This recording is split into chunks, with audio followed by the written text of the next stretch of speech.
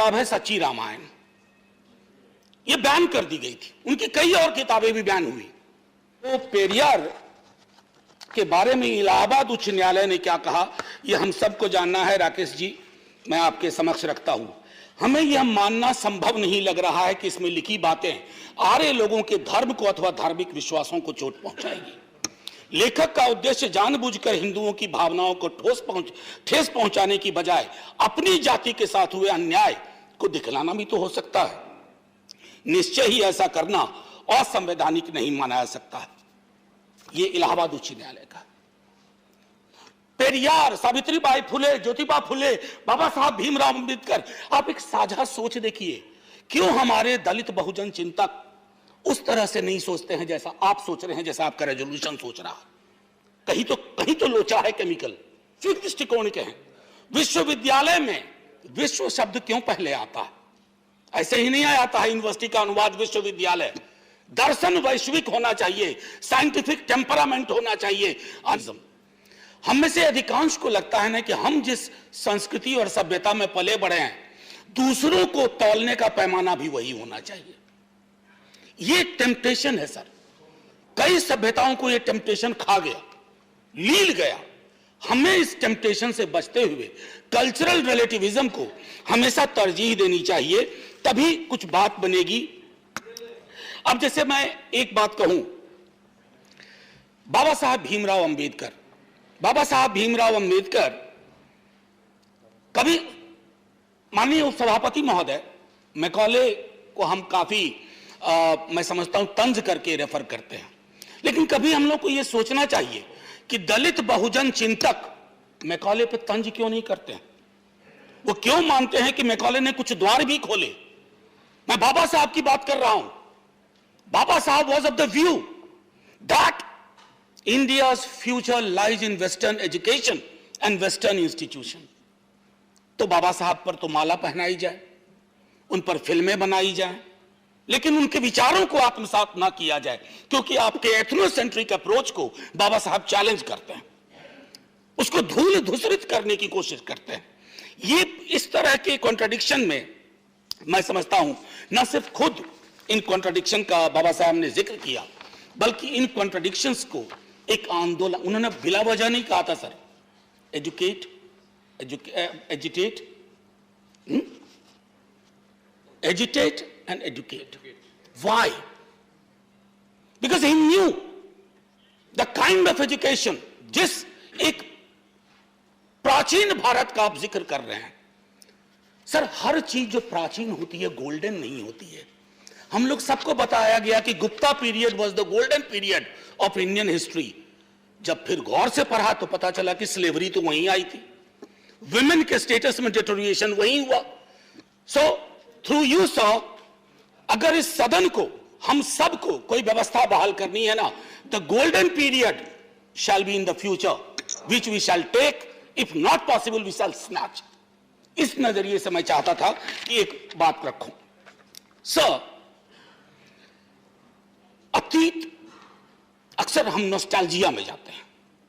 Nostalgia में कहते हैं कि प्राचीन काल में ऐसा था, प्राचीन काल में वैसा था। अब मैं जरा पेरियार को कोट करना चाहता हूं। उत्तर भारत में अभी भी बहुत कम लोग, सिवाय नाम के, उनकी रचनाओं को लोगों ने नहीं पढ़ा है। सर, ये एक किताब है सच्ची रामायण, ये बैन कर दी गई थी। उनकी कई और किताबें भी बैन हुई। तो बैन होने के बाद जब लोगों ने संघर्ष किया, और तो पेरियार के बारे में इलाहाबाद उच्च न्यायालय ने क्या कहा, यह हम सबको जानना है। राकेश जी, मैं आपके समक्ष रखता हूं। हमें यह मानना संभव नहीं लग रहा है कि इसमें लिखी बातें आर्य लोगों के धर्म को अथवा धार्मिक विश्वासों को चोट पहुंचाएगी। लेखक का उद्देश्य जानबूझकर हिंदुओं की भावनाओं को ठेस पहुंचाने की बजाय अपनी जाति के साथ हुए अन्याय को दिखलाना भी तो हो सकता है। निश्चय ही ऐसा करना असंवैधानिक नहीं माना जा सकता है। यह इलाहाबाद उच्च न्यायालय का। क्या पेरियार और मैकॉले को, पेरियार का क्या मानना था, क्या हमें उस पर नहीं देखना चाहिए? बाबा साहब का क्या मानना था? क्यों ऐसा होता है कि हमारी संकल्पना प्राचीन भारत की, जो हमारे तमिलनाडु के साथी भी कह रहे थे, शिवदासन भी कह रहे थे, हमारी संकल्पना उत्तर प्रदेश, मध्य प्रदेश, राजस्थान, ये जो काउ बेल्ट है, इसकी संकल्पना को ही हम प्राचीन भारत की संकल्पना मानेंगे तो कैसे होगा एक भारत श्रेष्ठ भारत? एक भारत श्रेष्ठ भारत के लिए कश्मीर से कन्याकुमारी अगर आप कहते हैं भारत एक है, तो सांस्कृतिक विविधता और बहुलवाद के आधार पर बिना एथनोसेंट्रिक अप्रोच के हमें आगे बढ़ना होगा। सर 2 मिनट और लूंगा आज। आप बोलिए। जी सर। सर आज शुक्रवार है।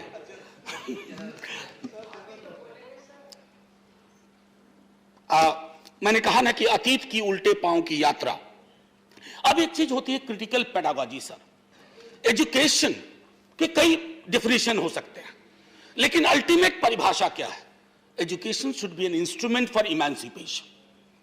वो लोगों को आजाद करे कई तरह के बंधनों से, वैचारिक बंधन हो, धार्मिक बंधन हो या किसी प्रकार के बंधन हो। मैं 2 चीज रेफर करना चाहूंगा यहां आपके माध्यम से माननीय सभापति महोदय। 2 किताब, एक मणिमुग्ध शर्मा ने लिखी अल्लाहू अकबर। उन्होंने अकबर को कंटेम्पररी कंटेक्स्ट में उसको समझने की कोशिश की। और दूसरा हमारे जयराम रमेश जी हैं, the light of Asia, the poem that defined Buddha. मैं आग्रह करूंगा कि उसको पढ़ा जाए, इन किताबों को पढ़ा जाए। संदर्भ व्यापक होगा सर। हम तो कहते हैं वैश्विक दृष्टिकोण के हैं। विश्वविद्यालय में विश्व शब्द क्यों पहले आता है? ऐसे ही नहीं आता है यूनिवर्सिटी का अनुवाद विश्वविद्यालय। दर्शन वैश्विक होना चाहिए, साइंटिफिक टेम्परामेंट होना चाहिए, अन्यथा तुलसीराम को जो आत्मकथाएं लिखनी पड़ी वो ना लिखनी पड़ती, ओम प्रकाश वाल्मीकि को जूठन नहीं लिखना पड़ता, और रोहित वेमुला को दुनिया से जाना नहीं पड़ता। ये हमारी हकीकत है। मैं ये नहीं कहता कि शायद आपने ये हकीकत पैदा की, लेकिन पैदा हुई इस हकीकत को के खात्मे के लिए हमने साझा रूप से कुछ नहीं किया। हम कंफर्टेबल हैं इस हकीकत से, कंफर्टेबल हो गए। अरे जाति है कि जाति नहीं, स्वीकार कर लिया। क्यों नहीं जा रही है? यानी कि ये प्रिविलेज का बंटवारा है। जो प्रिविलेज्ड हैं उनको खुशी है कि रिचुअल सिंबॉलिक बातें बोल करके बाकी बनी रहे जाति। इसी सदन में जितने लोग होंगे उनमें से कई को शिक्षा के लिए जो संघर्ष करना पड़ा होगा, हम में से बहुतों को नहीं करना पड़ा। राकेश जी को नहीं करना पड़ा होगा, मुझे नहीं करना पड़ा, क्योंकि वो जो अंग्रेजी की कहावत है ना, एक line, there is nothing in name. Sir हम हिंदुस्तानी है, there is a lot in surname. नाम में नहीं है लेकिन सरनेम में सब कुछ है। सरनेम ही तय करता है कहां तक पहुंचोगे और कहां रोक दिए जाओगे। ये मैं कहना चाहता था। उसके लिए वैश्विक दृष्टिकोण, जैसे बाबा साहब अंबेडकर को आप माला पहनाएंगे, अप्रैल के महीने में कई आयोजन होंगे। ये नहीं सोचेंगे कि जॉन डुवी का क्या इन्फ्लुएंस था बाबा साहब पर। जॉन डुवी से बाबा साहब को अलग कर देंगे, कुछ हासिल नहीं होगा। फिर ये यूं ही बात हो गई ना कि मेरे दादा को एक हाथी था, हाथी मर गया, लेकिन मैं इस हाथी के सपने में आज भी कविताएं लिख रहा हूं ना। उस प्रवृत्ति से बचना होगा। फिर मैं कहना चाहता हूं सावित्रीबाई फुले ने मैकॉले के बारे में क्या कहा, मॉडर्न एजुकेशन के बारे में क्या कहा, इंग्लिश इंस्टीट्यूशन और एजुकेशन के बारे में क्या कहा। पेरियार, सावित्रीबाई फुले, ज्योतिबा फुले, बाबा साहब भीमराव अंबेडकर, आप एक साझा सोच देखिए। क्यों हमारे दलित बहुजन चिंतक उस तरह से नहीं सोचते हैं जैसा आप सोच रहे हैं, जैसा आपका रेजोल्यूशन सोच रहा है? कहीं तो लोचा है केमिकल। ऐसा क्यों हो रहा है? उसको एड्रेस करने की जरूरत है। सर क्वालिटी, आज भी हमारे यहाँ क्वालिटी ऑफ एजुकेशन की बात नहीं होती है। अक्सर हम आंकड़ों में देखते हैं कि इतना पेनिट्रेशन हुआ, इतना हुआ, ये नहीं देखते कि गुणवत्ता पे कितना काम हुआ, एक्सेस पे कितनी बात हो रही है। अभी कोरोना के दौरान डिजिटल एजुकेशन ने कैसे फिर से प्रिविलेज को और प्रिविलेज बनाया, बाकियों से सब कुछ छीन लिया। अभी बताऊं, रिसर्च की बात कर रहे हैं, एमफिल खत्म कर दिया गया सर, कोई आधार।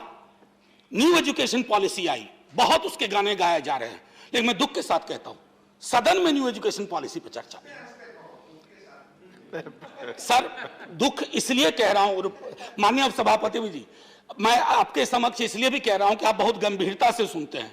दुख इसलिए होता है ना कि साल दर साल मुझसे पहले कई लोग बोल गए होंगे, पिछले सदन में, पिछले के पिछले में, लेकिन कुछ हमारी सामाजिक हकीकत है ना, वो जा नहीं रही है।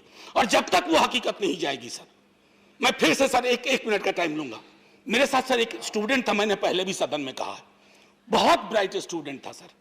10वीं के हमसे हमेशा उसके अच्छे अंक आते थे, और वो 10वीं के बाद जब मैंने पता किया वो कहाँ गया, सर वो चाय की दुकान खोल के बैठ गया, क्योंकि फर्स्ट जनरेशन लर्नर था। परिवार में कोई नहीं था सर, मेरे माता पिता दोनों प्रोफेसर थे सर। संसाधन तय करते हैं, जाति तय करती है, सरनेम तय करता है ज्यादातर। ये इस हकीकत को हम सबको स्वीकार करेंगे ना, तो शायद आज नहीं तो कल हम इसका निदान खोज पाएंगे सर। प्राचीन विश्वविद्यालयों के बारे में आपकी चिंता मुझे बहुत अच्छी लगी, लेकिन प्राचीन के लिए आंसू बहाने से पहले जरा हम समकालीन विश्वविद्यालयों को भी देख लें। मैं अगर देखता हूं अपने ही बिहार को, उत्तर प्रदेश को, अलग अलग राज्यों को, वाइस चांसलर की अपॉइंटमेंट का तरीका, फिर मैं ये कह रहा हूं, ये मत कहिएगा कि आपकी आलोचना कर रहा हूं, वाइस चांसलर का अपॉइंटमेंट एक खैरात की तरह बंटता है। तो दिलचस्पी इस बात में नहीं है कि विश्वविद्यालय का विमर्श व्यापक हो, विश्वविद्यालय का अपना वाला कहां एडजस्ट हो जाए। ये जब तक परंपरा खत्म नहीं होगी, मैं समझता हूं दिक्कत रहेगी। अब एक फ्रेज मुझको बहुत अच्छा लगा, राकेश जी मैं बधाई देता हूं। राकेश जी मुस्कुराइए, आप इतना गंभीर क्यों हैं? विचारों का स्वराज सुनने में कितना अच्छा लगता है, सचमुच बहुत अच्छा लगता है। आजकल इन दिनों जितने भी स्लोगन्स आ रहे हैं वो सुनने में बहुत अच्छा लगता है, ध्वनि उसकी बहुत अच्छी लगती है, लेकिन सर ध्वनि को समझने के लिए उसके अंतर्निहित तत्वों को समझें। ये जो विचारों का स्वराज है, इसमें कौन कौन से विचार होंगे, इसमें इंक्लूजन एक्सक्लूजन क्राइटेरिया क्या होगा, कौन से विचार आपको प्रीतिकर लगेंगे, कौन से विचार अप्रीतिकर लगेंगे, कौन से विचार आप कहेंगे देशद्रोही है, ये देश के खिलाफ का विचार है, कौन सा विचार ऐसा है जो देशभक्त विचार है। क्योंकि हम तो यहां देख रहे हैं सर, एक कपड़ा भी जहां कंट्रोवर्सी बन जाए, जहां आपस में बाड़े खींच जाए, जहां तस्वीरें बदल जाएं। मैं समझता हूं गांधी को आपने कोट किया, गांधी जी का कई दफा प्रार्थना प्रवचन में उन्होंने कहा कि मैं अपने घर की दरवाजे खिड़कियों को बंद नहीं करना चाहता। एक मिनट, बस एक मिनट, घर के दरवाजे खिड़कियों को बंद नहीं करना चाहता। क्यों बंद करना चाहते हैं हम? हमें नहीं बंद करना चाहिए। वेस्टर्न एजुकेशन, वेस्टर्न इंस्टीट्यूशन ने बहुत सारी चीजें दी हैं। मैं तो यह भी मानता हूं कि डेमोक्रेसी का जो स्वरूप हमारा पहले था और जो स्वरूप आज है, क्या उसमें फर्क नहीं है? फर्क है। मैं इसलिए कह रहा हूं कि अगर अपने ट्रेडिशन पे गर्व जरूर होना चाहिए, लेकिन नजरिया क्रिटिकल होना चाहिए। और गांधी ने कॉम्पोजिट नेशन की भी बात की थी। सर एक आखिरी कहूंगा, वो इसलिए, and I quote, the resolution ignores Western and Asian imaginings of national histories which have gone beyond the boundaries of the nation. हमने वेस्ट को कितना दिया है इसकी पड़ताल हो, हमने वेस्ट को बहुत दिया है। इसलिए एहसास कमतरी में नहीं सोचना है माननीय उपसभापति महोदय, और मेरा मानना है कि ऐसी व्यवस्थाएं हों, जैसे रिसर्च इंस्टीट्यूट की जो बात आपने की है वो बहुत बढ़िया है, लेकिन वहां भी ये तय होना चाहिए एक्सक्लूजन इंक्लूजन का क्राइटेरिया क्या है। अगर हम वो नहीं करेंगे तो इंडियननेस के नाम पर कहीं ऐसा ना हो कि एक बहुत संकीर्ण दायरे की सोच में उल्टे पांव की यात्रा करते रहें। और उल्टे पांव की यात्रा के साथ सबसे बड़ी दिक्कत है ना सर, कि आपको पता नहीं होता है कि कब आप खाई में गिर जाते हैं। बस इन्हीं शब्दों के साथ मैं इस रेजोल्यूशन पर अपनी आपत्ति दर्ज कर रहा हूं। इसके कुछ तत्व पर, इसके मर्म पर नहीं, बस व्यवस्थाएं ऐसी हो कि फिर से एजुकेशन कुछ प्रिविलेज्ड वर्गों के हाथ का की मुट्ठी की चीजें ना हो जाए, क्योंकि एजुकेशन ने इमेंसिपेशन के लिए काफी कुछ किया है, उसका डेमोक्रेटाइजेशन हुआ है। अगर इस तरह की पद्धतियों से हम आगे चलेंगे तो वो डेमोक्रेटाइजेशन का प्रोसेस रुक जाएगा सर। और राकेश जी, एक और आपके लिए आखिरी, अब भीख मांगने के तरीके बदल गए, लाजिम नहीं कि हाथ में कासा दिखाई दे। जय हिंद सर। धन्यवाद।